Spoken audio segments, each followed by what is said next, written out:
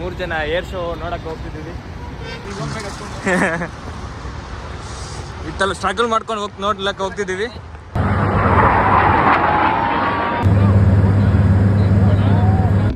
ಲಿಖಿತ್ನವ್ರು ಹೇಳಿದಂತೆ ಫೆರರಿ ಶೋರೂಮಿಗೆ ಕರ್ಕೊಂಡು ಹೋಗ್ತಿದ್ದಾರೆ ನನ್ನ.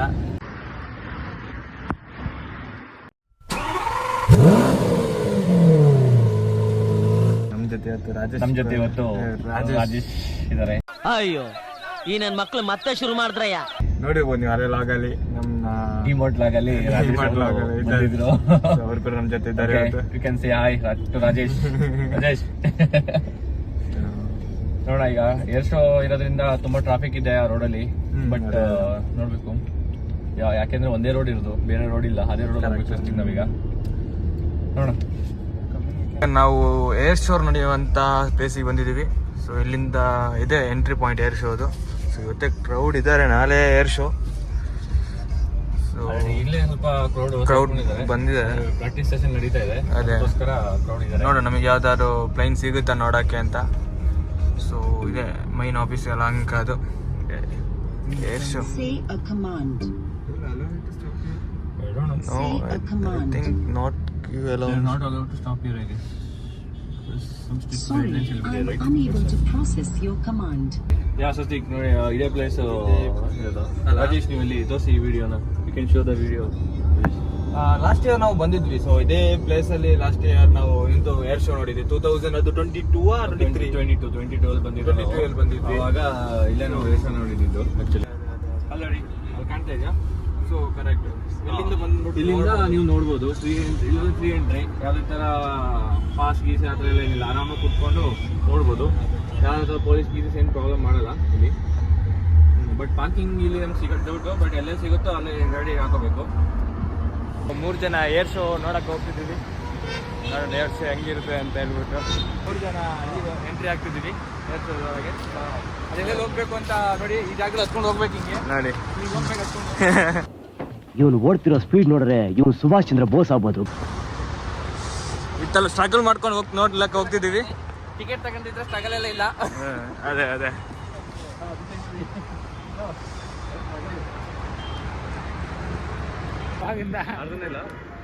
ನೋಡ್ಬೋದು ಎಷ್ಟು ಚಂದ. 1 ಅವರ್ ಮೇಲೆ ಆಯ್ತು ಹೆಲಿಕಾಪ್ಟರ್ ಪಾರ್ಕ್ ಮಾಡಿದ್ದಾರೆ ಅಂತ. ಎಲ್ಲರೂ ವೇಟ್ ಮಾಡ್ತಿದ್ದಾರೆ ಇಲ್ಲಿದ್ದವರೆಲ್ಲ ಯಾವಾಗ ಆರ್ತದೆ ಅಂತ. ಸೊ ಎಲ್ಲ ವೈಟಿಂಗ್.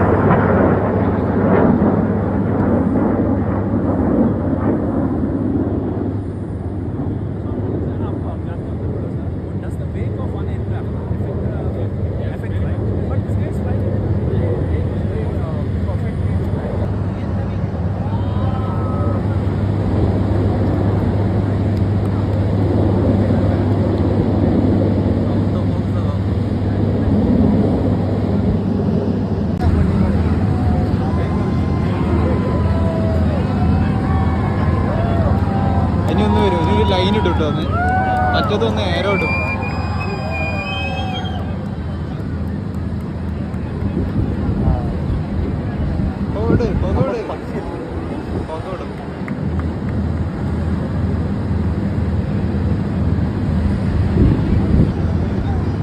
ಲಿಖಿತ್ ಅವರು ಸೋಡಾ ಕೊಡುತ್ತಿದ್ದಾರೆ. ಫ್ಲೈಟ್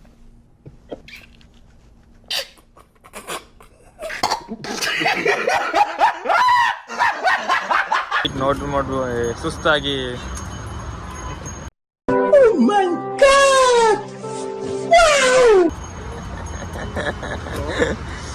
ಸೊ ಬಾಡಿನ ಕೂಲ್ ಮಾಡಕ್ಕೆ ಅವರು ಲಿಖಿತ್ನವರ 2ನೇ ಆಶ್ವಾಸನಂತೆ ಇವತ್ತು ನಾವು ಫೆರಾರಿ ಶೋರೂಮ್ ಹತ್ರ ಹೋಗ್ತಿದ್ದೀವಿ.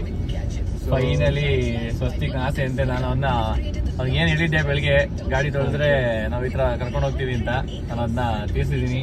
ಫೆರಾರಿ ಶೋರೂಮ್ ಅಂತ ಫೆರಾರಿ ಶೋರೂಮ್ ಬಂದಿದ್ದೀವಿ ಫೆರಾರಿ ಮೋಸ್ಟ್ಲಿ ಅದು ಸಂಡೆ ಆದ ಕಾರಣ ಇಲ್ಲ ಓಪನ್ ಇದೆ ಶೋರೂಮ್. ನೋಡಿ ಫೆರಾರಿ ಕಾರ್ ಹೆಂಗಿದೆ ಅಂತ ಹೇಳ್ಬಿಟ್ಟು. ಫೆರಾರಿ ಶೋರೂಮ್ ಹತ್ರ ಇದ್ದೀವಿ.